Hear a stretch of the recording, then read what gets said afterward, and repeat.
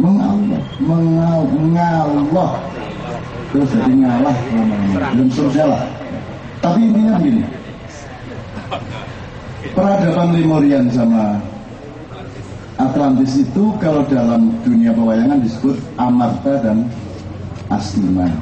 Jadi Amarta itu di sini, jadi mukswanya Raja Amarta yaitu Puntadewa atau Prabu Yudhistira itu di Gunung Semeru. Kalau Astina letaknya di India. Jadi bukan orang Jawa mentransfer cerita pewayangan Ramayana dan Mahabharata ke Indonesia, bukan.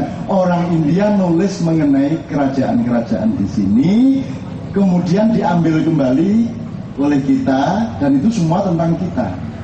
Jadi nanti yang bisa menyelamatkan Indonesia adalah manusia yang punya watak Raja Amarta yaitu Puntadewa tadi. Ya, terakhir sekali, puncak peradaban Lemurian ini sedemikian tingginya sehingga manusia menjadi sangat independen. Karena dia punya hubungan, dia bisa ngomong sama binatang, dia bisa punya hubungan komunikasi dengan berbagai macam makhluk Tuhan. Maka lahirlah kelak di Jawa yang kita kenal Jawa sekarang ilmu yang namanya Katurangga, yaitu ilmu tentang watak manusia yang diidentifikasikan dengan watak binatang. Ilmu Katuranggan inilah ilmu utamanya Soeharto untuk bisa memerintah paling lama di Indonesia, di samping satu ilmu yang lain yang namanya Pranoto Mongso. Jadi kalau mau jadi presiden Indonesia harus menguasai Katuranggan dan Pranoto Mongso. Ya, ini belok sedikit. Sedemikian tinggi peradabannya sehingga manusia sangat independen. Akhirnya yang menjadi korban adalah hubungan laki-laki perempuan. Sehingga kenapa kita berkeluarga? Karena kita butuh teman permanen, betul kan? Kita butuh teman permanen, butuh menangis, butuh mengeluh. Yang permanen, tidak dalam-dalam kita mengeluh. Maka kita butuh istri, kita butuh suami, kita butuh anak untuk menyandarkan jiwa kita, kan begitu. Nah, orang yang mandiri seperti manusia peradaban Lemurian ini, dia tidak membutuhkan itu, maka yang hancur adalah keluarga. Nah, keluarga hancur di kerajaan Lemurian. Orang main seks itu begitu independennya sehingga kapan saja ketemu cewek dia bisa main. Begitulah puncak peradaban Lemurian pada waktu itu. Sehingga ini yang membuat Tuhan marah. Maka Tuhan mencairkan es dari kutub utara, sehingga terjadilah banjir yang disebut banjir Nuh. Kan begitu. Jadi kita itu sudah hidup sebelum Nabi Nuh. Jari sopo cak, ya jariku. Gak usah dipercaya. Tapi pokoknya didolai api ini gawe ini repot ya. Pokoknya begitu itu. Ya bagaimana mau cari kepustakaan? Ya tidak ada. Kepustakaan bagaimana? Tapi itu yang membuat saya optimis kepada Republik Indonesia. Serusak-rusaknya orang Indonesia, ada satu nilai tertinggi yang Indonesia unggul dari semua bangsa dan negara yang lain, yaitu nilai keluarga. Meskipun kita jambret, maling, preman kayak apapun, tapi kita baik sama istri kita. Kita khusyuk sama keluarga, betul tak? Ya ada yang nyeleweng biasa. Ya tetapi kita tetap mendem jerum ikul dhuwur itu benar-benar. Ya, teman-teman sekalian, ini yang membuat Tuhan tidak akan, insya Allah, tidak akan memberi azab seperti yang Anda khawatirkan. Indonesia akan diselamatkan oleh Allah karena Anda masih oke sama anak dan istri Anda.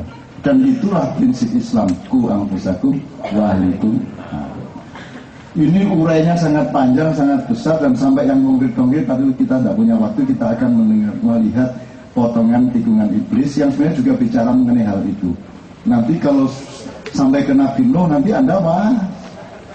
Anda sampai ke iblis, Anda sampai ke binatang Balkadaba. Iblis itu ikut naik perahunya Nabi Nuh, gandolan atau dia gandolan atau apa bahasa Indonesia?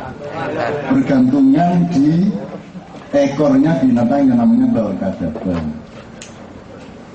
Nah, kapan-kapan saya akan bikin drama yang judulnya Balkadaba, karena iblis ingin mengejek Nabi Nuh. Jadi setelah dia ketahuan, loh kamu di sini, kata Nuh. Iya, maksud nggak boleh ikut. Saya kan juga ingin selamat. Ya, tapi ngapain kamu di sini? Ya, kasih selamat lah, sampai bisa menyelamatkan banyak orang. Berapa sih ini yang sampai selamatkan Nuh? Gitu. Ya 350 orang lah kira-kira sama binatang-binatang ini. Terus yang tenggelam berapa? Wah, yang tenggelam gua nggak terhitung banyaknya. Kalau gitu umatmu sama umatku lebih banyak mana? Gitu kata iblis. Ngerti maksudnya? Yang tenggelam itu kan umatnya iblis.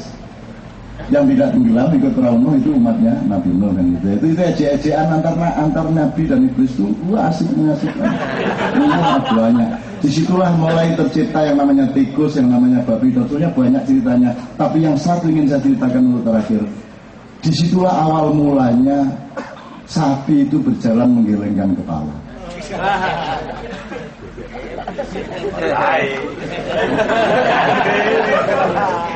Karena perahu terbatas, maka populasi harus dihindarkan. Maka semua alat kelamin binatang-binatang disimpan di dalam gudang.